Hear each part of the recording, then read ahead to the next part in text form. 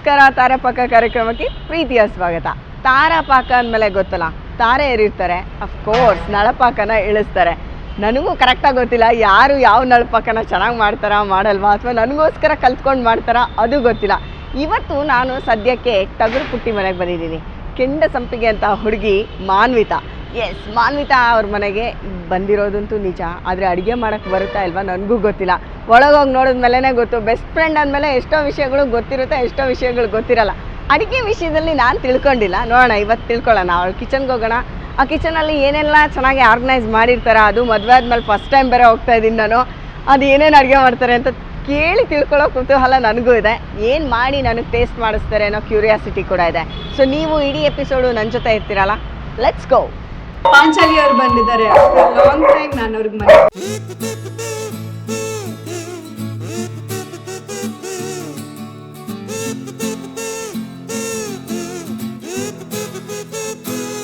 my good old friend, please come home. Thank you.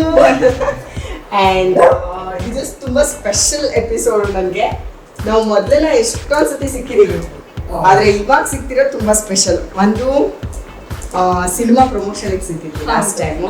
ಅದಾದ್ಮೇಲೆ ಇವಾಗ ನಿಮ್ದೊಂದು special appearance ಇನ್ಮೇಲೆ ಅಲ್ವಾ.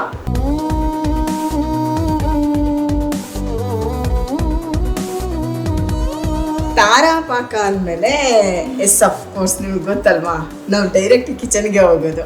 ಸೊ ಇವತ್ತು ನಿಮ್ಮನ್ನ ಕಿಚನಿಗೆ ಕರ್ಕೊಂಡು ಹೋಗ್ತಾ ಇದ್ದೀನಿ. ಬೈ ದ ವೇ, ಆ್ಯಕ್ಚುಲಿ ಏನು ಪ್ರಿಪೇರ್ ಮಾಡ್ಕೊಡ್ತಿದ್ದೀರಾ ನಮಗೋಸ್ಕರ? ಮನುಷ್ಯಂಗೆ ಕ್ಯಾಲರೀಸ್ ಅಂತ ನಾವೇನು ಹೇಳ್ತೀವಿ, it is very important because calories ಇಂದ ಎನರ್ಜಿ ಕನ್ವರ್ಟ್ ಆಗುತ್ತೆ. ಸೊ ಮನುಷ್ಯಂಗೆ ಎನರ್ಜಿ ಇದ್ರೆ ಮಾತ್ರ ಯಾವುದೇ ರೀತಿಯ ಕೆಲಸ ಮಾಡಬಹುದು.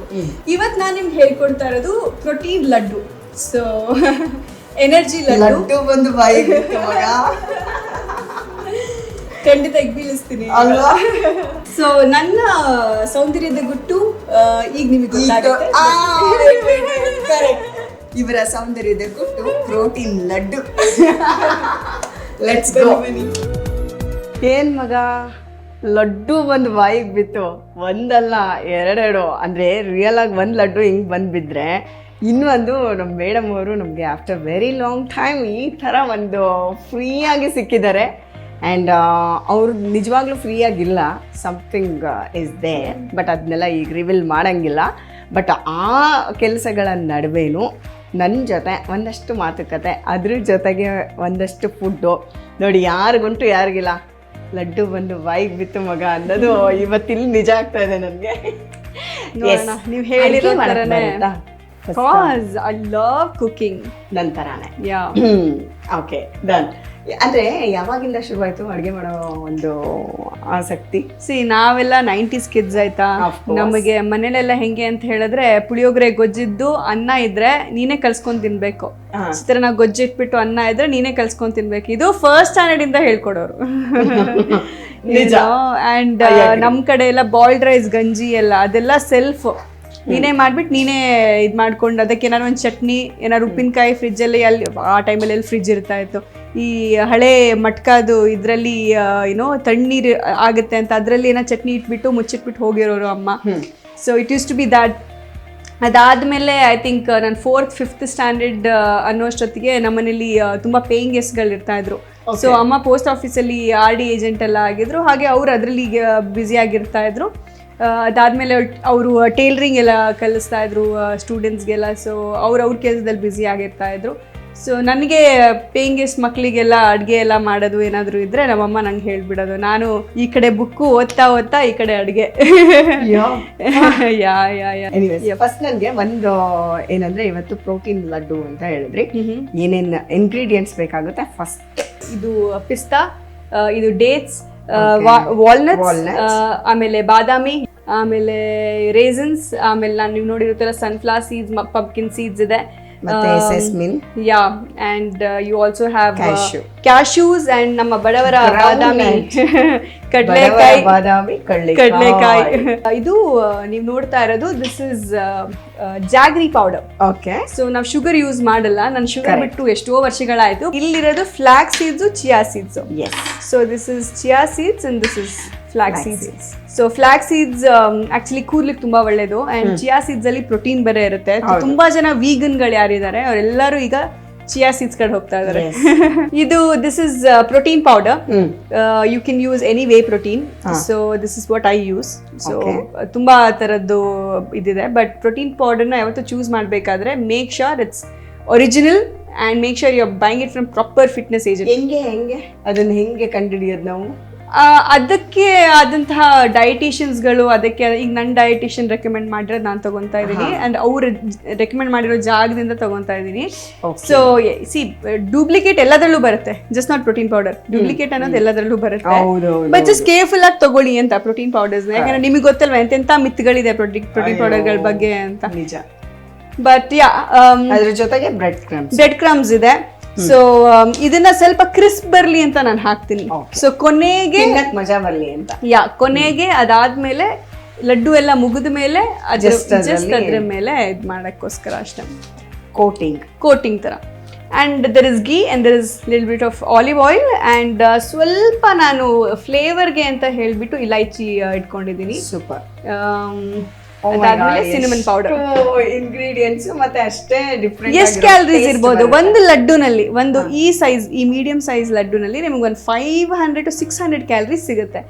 ವಿಚ್ ಇಸ್ ಈಕ್ವಲೆಂಟ್ ಟು ನೀವು ಬೆಳಗ್ಗೆಯಿಂದ ನೀವು ಮಧ್ಯಾಹ್ನ ತನಕ ತಿನ್ನೋ ಎಲ್ಲ ಆಹಾರದ್ದು ಒಂದು ಕ್ಯಾಲರಿ ಕೌಂಟ್ ಮಾಡಿದ್ರೆ ಒಂದು ಲಡ್ಡುನಲ್ಲಿ ಬಂದ್ಬಿಡುತ್ತೆ. ಎಸ್. ಈಗ ನೆಕ್ಸ್ಟ್ ಸೊ ಈಗ ಇದನ್ನೆಲ್ಲ ಡ್ರೈ ರೋಸ್ಟ್ ಮಾಡ್ಕೊಂಡ್ಬಿಡೋಣ. ಅದಾದ್ಮೇಲೆ ಸ್ವಲ್ಪ ಗೀ ಹಾಕಿ ರೋಸ್ಟ್ ಮಾಡೋಣ. ಯಪ್, ಡನ್. ಡ್ರೈ ರೋಸ್ಟ್ಗೆ ಸ್ಮೆಲ್ ಬರುತ್ತೆ. ಇಮ್ಯಾಜಿನ್ ನೀವು ತುಪ್ಪ ಹಾಕಿದ್ಮೇಲೆ ಹೆಂಗಿರುತ್ತೆ ಅಲ್ವಾ?